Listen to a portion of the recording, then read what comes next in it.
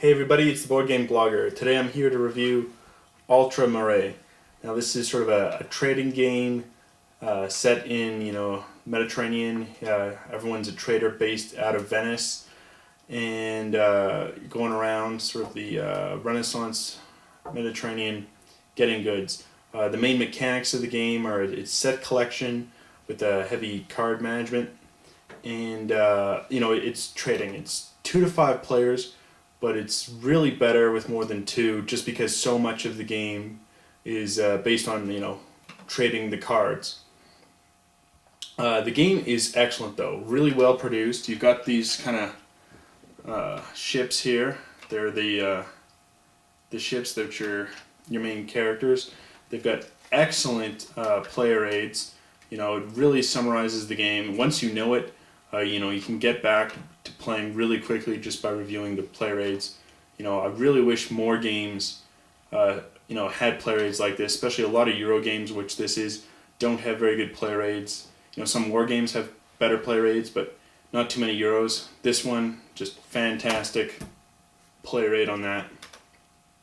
The game plays pretty quickly, and there's a lot of real neat card management in the game. There's some unique mechanics that I think makes this game really fun if you like sort of a card management trading set collection game. That's what this is. The board is important though. You can't just use the cards because of where you're going on the board, and you're collecting some harbor bonus markers for additional points. So some set collection games you just need the cards, and the board's just not necessary. Here it is. It does add to it, as well as being the score marker. Another thing I really like about this game is that money is points. There's too many games where you're collecting a lot of money, but it's not worth points at all in the end. Here, money is identical to points. So you use your money, to buy wares for trading, but also whoever has the most money at the end wins the game. It's a very exciting game. But why don't we take a look at how it plays. I'll run through a sample turn, and it's a ton of fun. Okay, so here's a board setup. What you've got here is your wares deck, where you gain the different goods. I'll explain what a card looks like.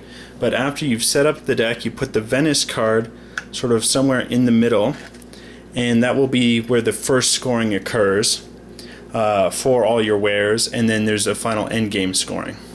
So I kind of like that feature because a lot of the value of how many points someone has in their wares is kind of hidden knowledge. So it's a good marker to have a scoring halfway through the game, so you can kind of judge where people are going and who's in the lead. So we've got these color-coded boats. And their symbols look pretty much the same. There's some slight differences, and you could paint something on to identify it if you're colorblind. So again, that could be an issue just for color blindness. So what we have here is, to find out your starting location, you're dealt cards until you reveal a city card here. So this is Thessalonica, which I think modern Thessalonica or Salonika. There's so many names to the city, but it's that's where someone starts. The green player here.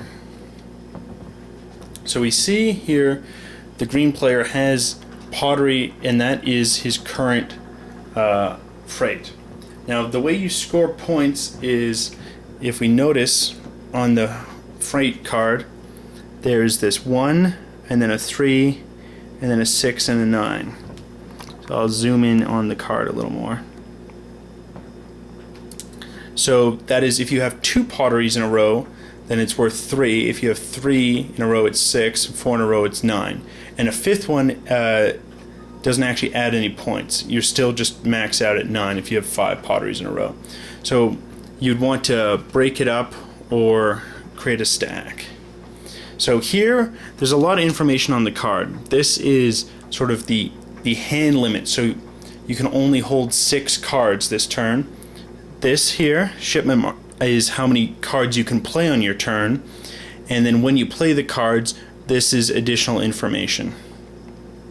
So you can only play one card, first of all. So the very first thing you do is you check your hand limit. At the beginning of the game, everyone starts with just 4 cards, and the hand limit is 6, so you're okay there. Now you can trade. You can either buy cards from either the pirate stack, the main wares stack, or you can trade with other people. Now when you're trading, you have to accurately describe the wear value, but you can be misleading about any other facet of the cards. You could mislead the person you're trading with about the hand limit, about the number of cards it enables you to play, or any of these bonus things. Now, so there's the 4 bonus things. There's money, there's pirates, there's additional cards, and then there's the ship. Now, when you're playing your hand, depending on how many cards, so this one here would enable you to play 3 cards. So let's say this, in fact, we're later on in the game, and this is the main card here. So this is top of the freight. So now you're playing 3 cards. So let's say the player here, this is their hand, they're going to play 3 more cards, because that's what enables it to be. So we've got 2 more olives and then a cloth. Now when you order them on the freight, it's important, because if you chose to order it like this and put the cloth in, breaking up the chain of the olives, you now don't have 3 olives in a row giving you 4 points. Rather, you have 1 olive giving you 1 point, the cloth giving you 1 point, and then 2 olives giving you another 2 points. But if we ordered it this way, it's 3 olives in a row giving you 4 points. So that's it's pretty important in how you choose to stack it. And here we also look at the actions, and we do all of the actions. So we have 2 money symbols, which will give you 3 points, or 3 money, because it's identical. You move that up on the track. You have 1 pirate symbol, which means you get 1 pirate card, which goes into your sort of pirate deck. At the end of the game, each pirate card in your pirate deck is worth negative $1. However, on the trade phase, you could choose to, in fact, purchase out of the pirate deck. Now, there's 2 ways cards go in the pirate deck. There's this one here, just off the pirate, and it goes sight unseen from the wear deck into the pirate deck, so you don't know what good that is. However, the alternate way to get cards in the pirate deck is when you're exceeding your hand limit and you have to discard down.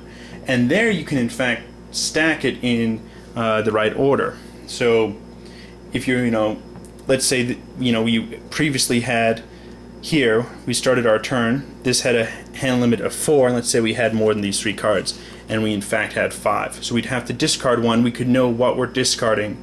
If I could discard a cloth in and know next turn to buy out of it, and I would have a cloth in my hand.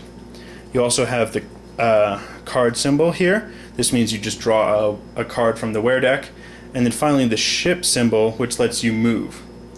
And so that would be how you move. So you'd move here 2 spaces. You'd have to move exactly the right amount. So you could move here, and then you would get this effect until you moved again. Now there's 6 different effects, ranging from the pirate that's not having any effect in that space, or you get additional money, or you can buy cards cheaper. Cards, whether they're bought from the pirate deck or the wear deck, are $3 each, or if you have no cards in your hand, then they cost 4.